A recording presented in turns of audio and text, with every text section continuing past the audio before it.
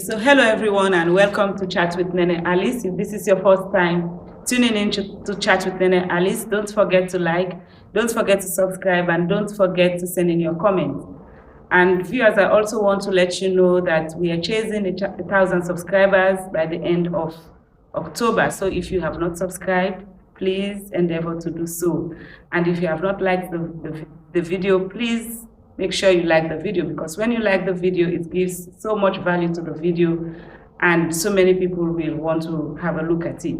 And we're bringing you premium content, so make sure you like, make sure you subscribe. Today we have with us the UN Women representative in Sierra Leone. She will introduce herself and then she will give us a background about some of the things she has done.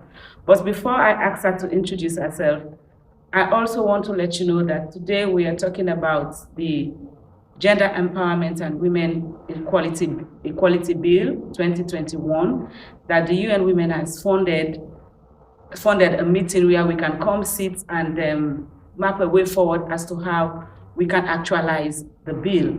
And UN Women has given a lot of support to that process, backed with other partners who have also supported that. So today we have with us the UN Women representative, and I'll allow her to introduce herself. Thank you very much.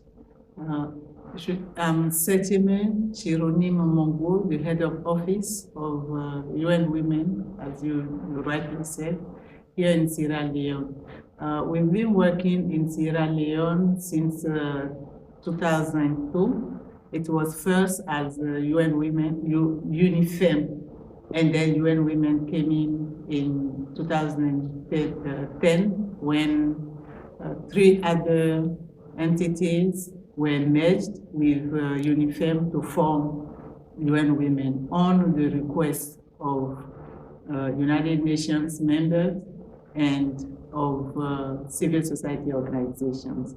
So we are the UN entity in charge of gender equality and the empowerment of women and girls. We work in several areas. Our mandate, we like to say 3 mandates. We work to support globally in setting norms for gender equality and women's empowerment and girls' empowerment. That includes the CEDAW. You will see that the Convention for the Elimination of All Forms of Discriminations Against Women and Girls is there. We have the Platform of Action and Declaration of Beijing. Title of the bill, civil society groups are looking at right now.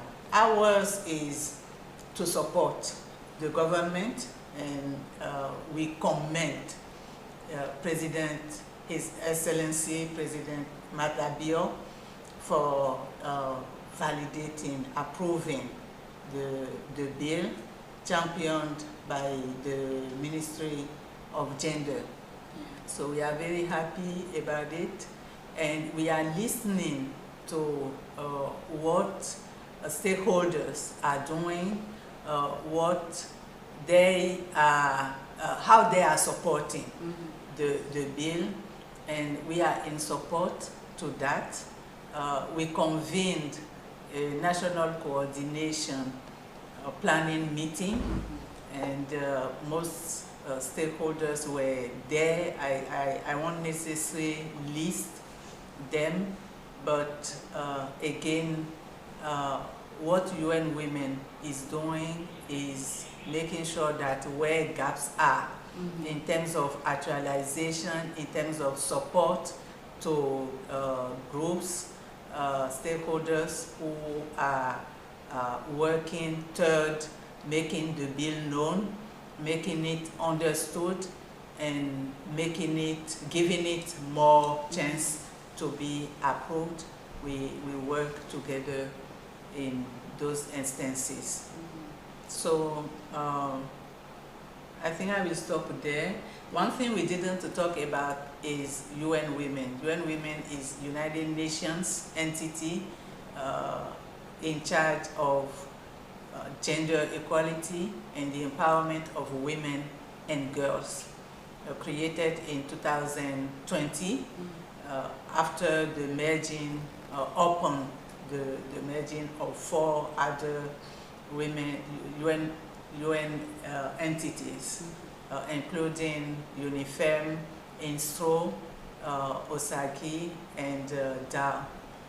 So, and we've been working in Sierra Leone since 2002 as UNIFEM, before continuing and expanding as UN Women.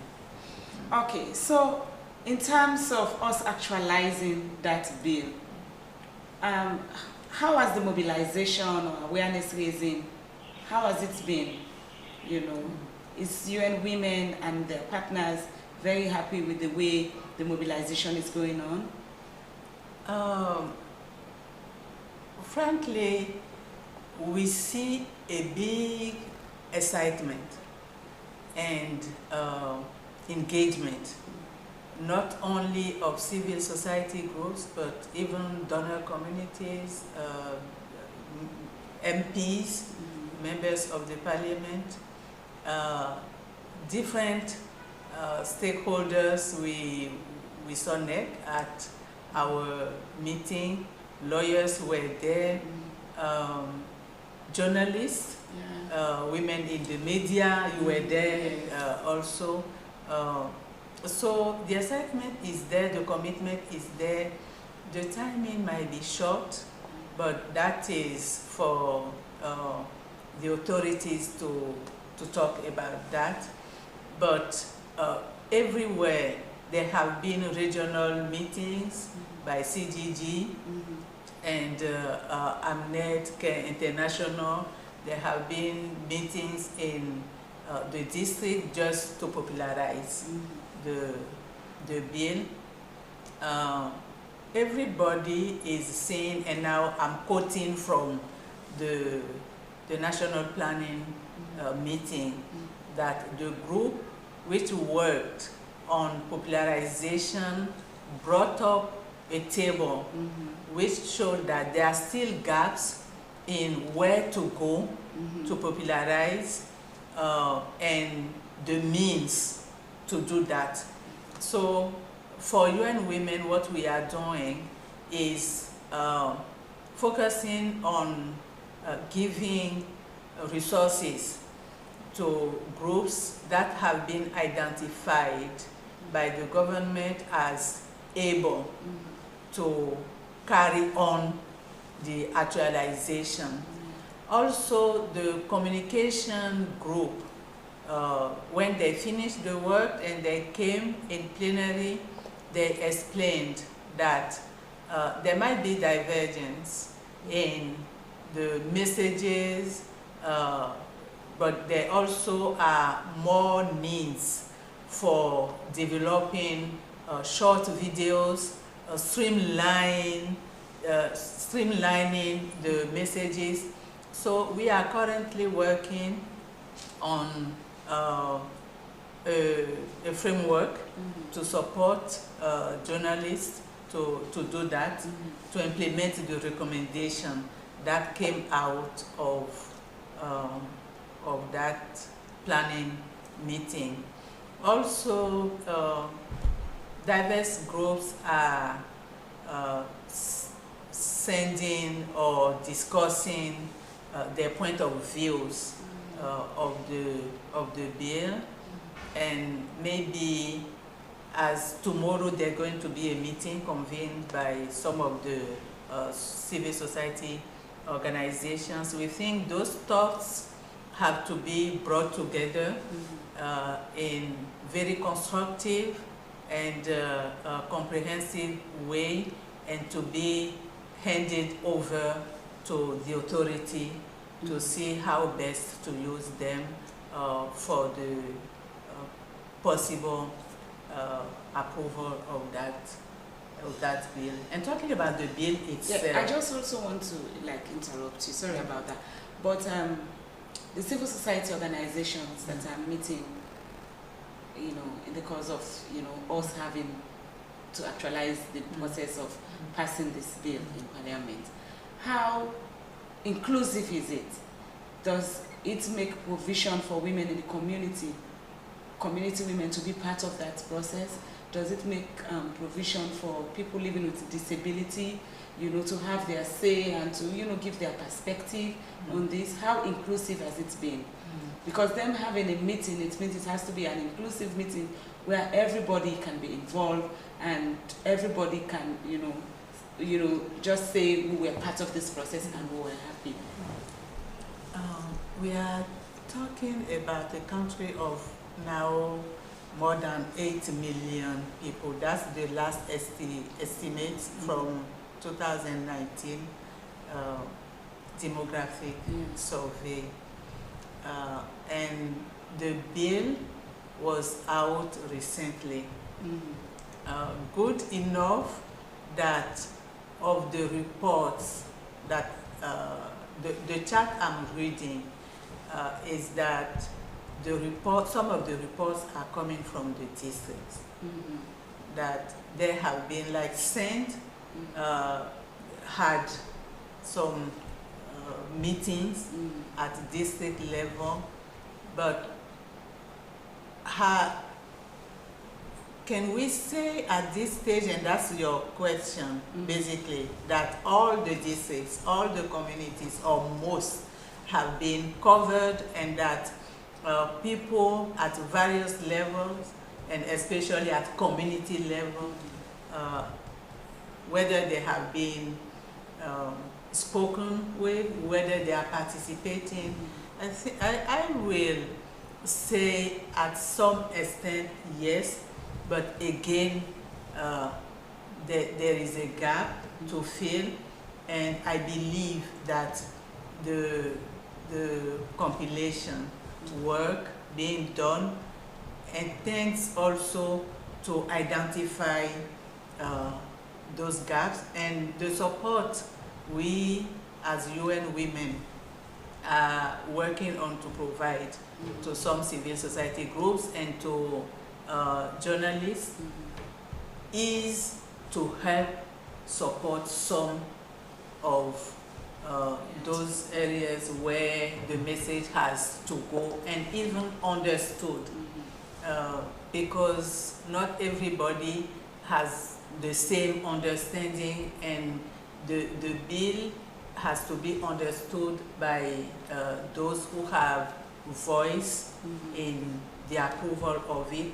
It doesn't mean necessarily directly the MPs, but people are talking to the MPs. They have wives, they have husbands, they have children. Those people also need to know what the bill is about, from the title down to the content, so that the discussion everywhere is clear, is we're speaking with the same voice, that people are speaking with the same voice.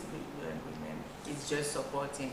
EU worked during 2 days with some groups of the parliament, especially the female and the gender committee. They have a continual support to the parliament, and we are hearing that they may do more. We are discussing with them as well to see how we continue supporting. We are discussing with the key champion in that process, which is who is actually the Minister of Gender and Children's Affairs, also to see how best we can support. But I think the organization around the process is good.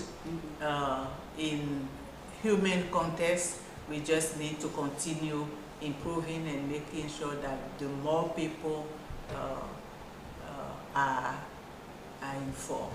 Okay. And So take good decisions. okay. So viewers, we are listening to what the head of office for UN Women has said about passing the bill, and as far as she's concerned, she's very much appreciative of the involvement of women at various levels, at community levels, at district level, and even at national level. And we want to say thanks to all those groups who have been, you know, adding their voice in improving some of the processes and in ensuring that they speak to members of parliament to ensure that when the bill gets to parliament, it receives the momentum we are talking about. Now, the other thing I want to ask, you've just mentioned that we have the EU, you know, trying to who have made a commitment already. Do we have other institutional donors, you know, adding their voice to this, like the USAID or other UN agencies?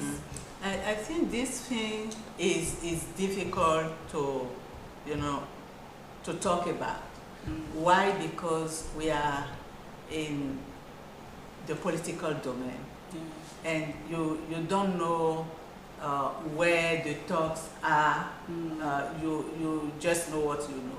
Yeah. So, and I know for sure that gender and especially women's representation at the decision-making level, being it elective or appointed, is very much critical for everybody committed toward the achievement of the SDGs. Yeah. So I believe that it's a priority for everyone. I don't know to which level and where everyone is engaged, but our work also is to call for more support. Yeah. And the specific work we're going to do with Slavish, for instance, will be to go and talk to diplomatic lead and have their voice in video clips, in messages, things like that, as they proposed and it was approved in the National Coordination Planning meeting. And I hope you will also be you will continue be on board. Yeah. Okay, so I want to say thank you very much for giving us audience. We are very much happy to be part of this process, and we commit ourselves, you know, to broadcast the views of people, and until the bill is passed, we are there to provide all the necessary support, and we will celebrate when we finally have this bill. I have personally been part of this process since the beginning, so I want to see it come to an end. So thank you very much. Thank you, Radha, for offering this opportunity and for, again, the great work you are doing. Thank you for your patience as well. Thank you. Thank you. So viewers, if this is your first time tuning in to Chat with Nene Alice, don't forget to like, don't forget to subscribe, and don't forget to send in your comments. And don't forget voting for women. Yeah. Thank you, and have a nice day. Thank you.